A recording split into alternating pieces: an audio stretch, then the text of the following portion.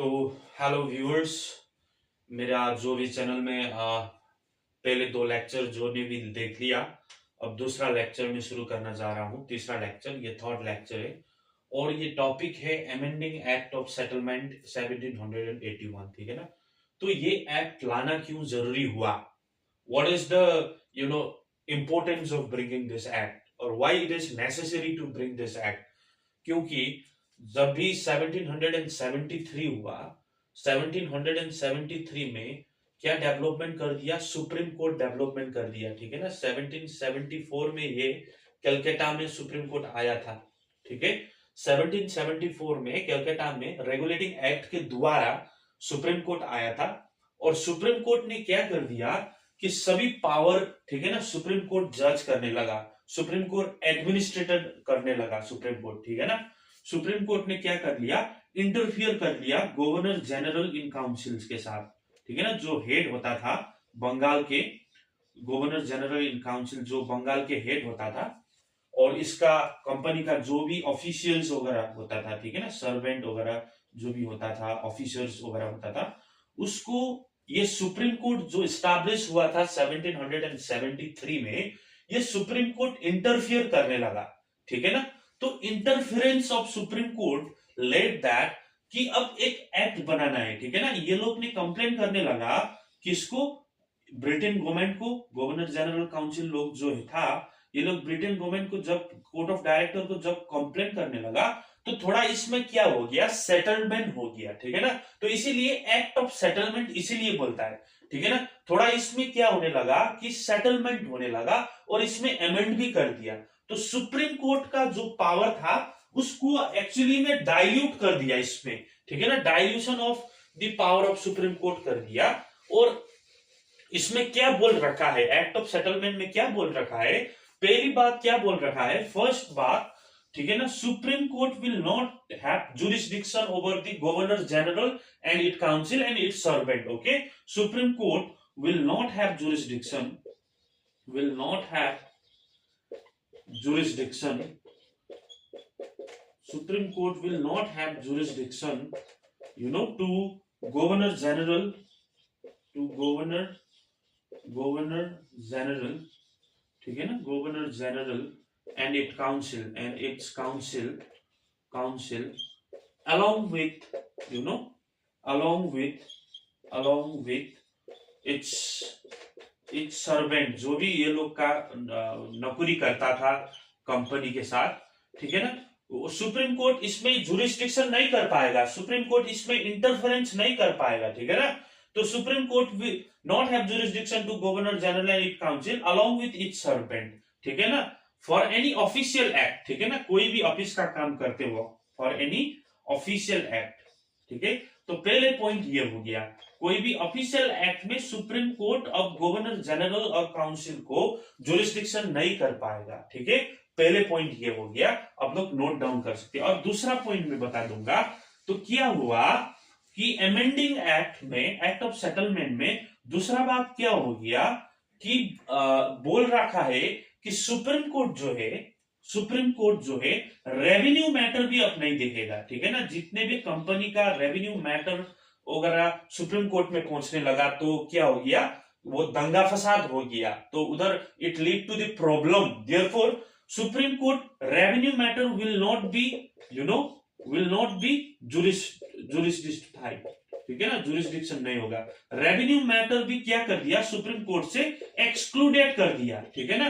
Revenue matter भी, कोई भी चीज रेवेन्यू से रिलेटेड अब सुप्रीम कोर्ट नहीं देखेगा। ये दूसरा पॉइंट हो गया। और तीसरा पॉइंट में क्या बोल दिया कि जो सुप्रीम कोर्ट है वो पर्सनल लॉ देखेगा। ठीक है ना। वो पर्सनल लॉ लगाएगा डिपेंडेंस को। ठीक है। पर्सनल लॉ लगाएगा। पर्सनल लॉ मतलब जो भी उधर मुस्लिम है उसको मुस्लिम का लॉ लगाएगा, और जो भी उधर इंडियन है, ठीक है ना, हिंदू है, उसको हिंदू का लॉ लगाएगा। ठीक है।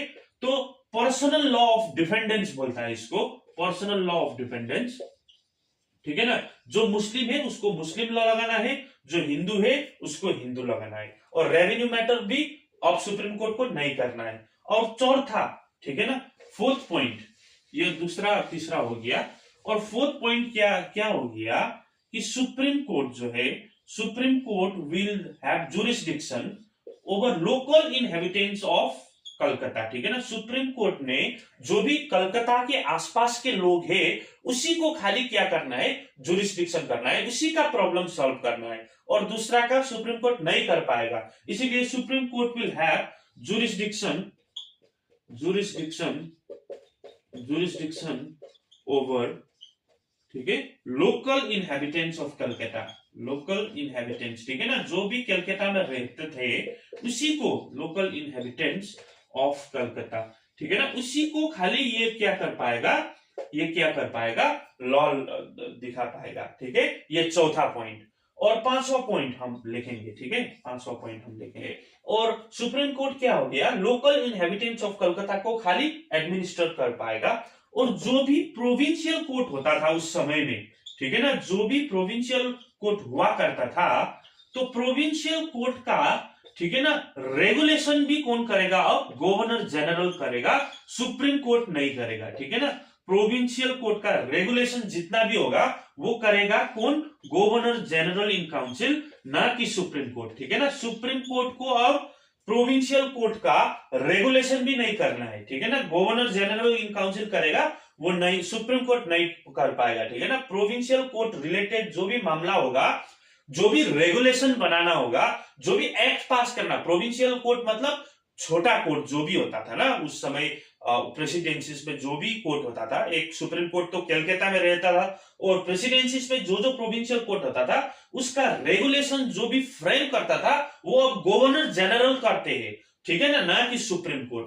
और 6वां पॉइंट, ठीक है ना, 6 पॉइंट, इसमें क्या ऐड कर सकते हैं आप लोग, 6 पॉइंट आप लोग कर सकते हैं, जो भी अपील फ्रॉम प्रोविंशियल कोर्ट होता है ना, प्रोविंशियल कोर्ट का जो भी मामला होता है, अपील फ्रॉम प्रोविंशियल कोर्ट, ठीक है, अपील फ्रॉम प्रोविंशियल कोर्ट, ये किधर जाएगा, अपील फ्रॉम प्रोविंशियल कोर्ट ये जाएगा गवर्नर जनरल इन काउंसिल के पास, ठीक है ना, गवर्नर जनरल इन काउंसिल। और अपील फ्रॉम सुप्रीम कोर्ट, जो अपील फ्रॉम प्रोविंशियल कोर्ट जो सुप्रीम कोर्ट में जा रहा था वो अब बंद होगा इस एक्ट के साथ, ठीक है ना।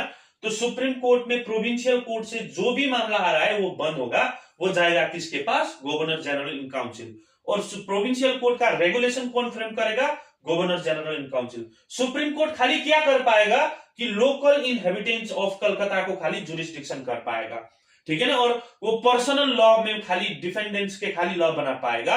और supreme court general, governor general in council के जो भी मामला होगा, ऑफिस का जो भी मामला होगा उसमें इंटरफियर नहीं करेगा, ठीक है ना, उसमें जुरिस्डिक्शन नहीं करेगा, और रेवेन्यू मैटर में भी सुप्रीम कोर्ट का कुछ नहीं लगेगा।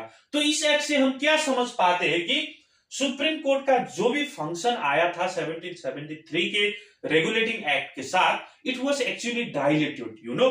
So whatever the, you know, power was given to the Supreme Court through, you know, through the regulating act of 1773, that was totally diluted through the act of settlement 1781. The more power was given to the governor general in council and its servant.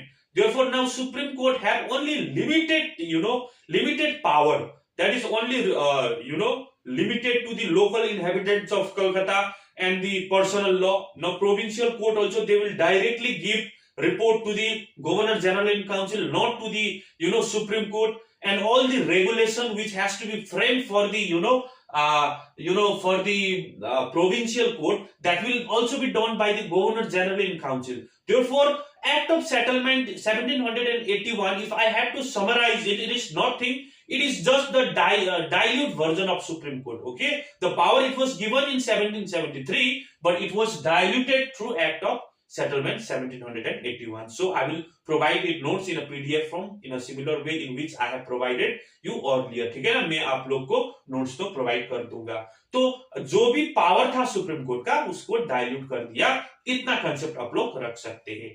Thank you for watching, और like share subscribe कर दीजिए, और share भी कर दीजिए, और comment भी कर दीजिए। यदि आप लोग एंजॉय कर लिया तो आप लोग कमेंट में लिख दीजिए कि yes I enjoyed, yes I like the concept, जो भी मना आए कमेंट में प्लीज एक लगा दीजिए, तो मेरा पढ़ाया हुआ मकसद और मेरा हॉबी भी आप लोग के साथ पहुंच के आप लोग भी अपने कंसेप्ट ग्रैब कर पाएगा। So happy learning.